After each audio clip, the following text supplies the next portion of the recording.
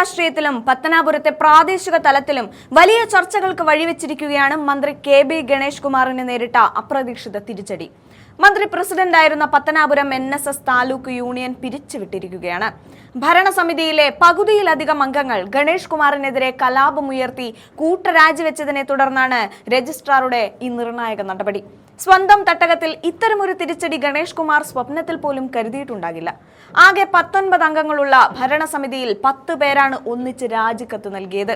ഗണേഷ് കുമാറിന്റെ ഏകാധിപത്യപരമായ പെരുമാറ്റവും തീരുമാനങ്ങളുമാണ് തങ്ങളെ ഈ കടുത്ത തീരുമാനത്തിലേക്ക് നയിച്ചത് എന്ന് രാജിവെച്ച അംഗങ്ങൾ ആരോപിക്കുന്നുണ്ട്. മന്ത്രി എന്ന നിലയിലുള്ള തന്റെ അധികാരം സംഘടനയ്ക്കുള്ളിലും അടിച്ചേൽപ്പിക്കാൻ ശ്രമിക്കുന്നു എന്നതാണ് പ്രധാന പരാതി.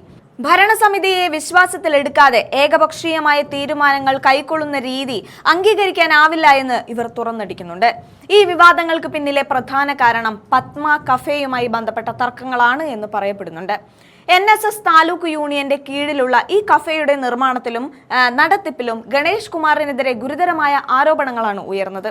ഇതിനു പുറമെ പത്തനാപുരം താലൂക്ക് യൂണിയൻ തന്റെ പിതാവായ R. ബാലകൃഷ്ണപിള്ളയുടെ സ്വകാര്യ സ്വത്ത് ഉപയോഗിച്ചാണ് ഉണ്ടാക്കിയതെന്ന ഗണേഷ് കുമാറിന്റെ മുൻപത്തെ അവകാശവാദം സംഘടനയ്ക്കുള്ളിൽ വലിയ പ്രതിഷേധത്തിന് ഇടയാക്കിയിരുന്നു. ഒരു സമുദായ സംഘടനയെ സ്വന്തം കുടുംബസ്വത്തായി കാണുന്നു എന്ന വികാരമാണ് മറ്റംഗങ്ങളെ ചൊടിപ്പിച്ചത്. താലൂക്ക് യൂണിയനിൽ യാതൊരു പ്രശ്നങ്ങളുമില്ല എന്നും എല്ലാം ഭദ്രമാണ് എന്നും ഗണേഷ് കുമാർ ഇത്രയും കാലം അവകാശപ്പെട്ടിരുന്നു. എന്നാൽ സ്വന്തം ഭരണസമിതിയിലെ അംഗങ്ങൾ തന്നെ അവിശ്വാസം പ്രകടിപ്പിച്ച് പുറത്തുപോയതോടെ ഈ വാദങ്ങളെല്ലാം പൊളിഞ്ഞിരിക്കുകയാണ്. പെരുന്നയിലെ NSS നേതൃത്വവും പത്തനാപുരത്തെ ഈ അസാധാരണ നീക്കത്തെ ഗൗരവത്തോടെയാണ് കാണുന്നത്.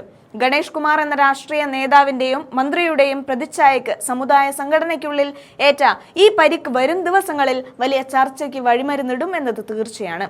സംഘടനാപരമായ ജനാധിപത്യം തകർത്ത് മുന്നോട്ടു പോകാൻ ശ്രമിച്ച ഗണേഷ് കുമാറിന് സമുദായത്തിന് മുകളിലല്ല താനെന്ന വലിയൊരു പാഠമാണ് ഭരണസമിതി അംഗങ്ങളുടെ രാജി നൽകുന്നത്.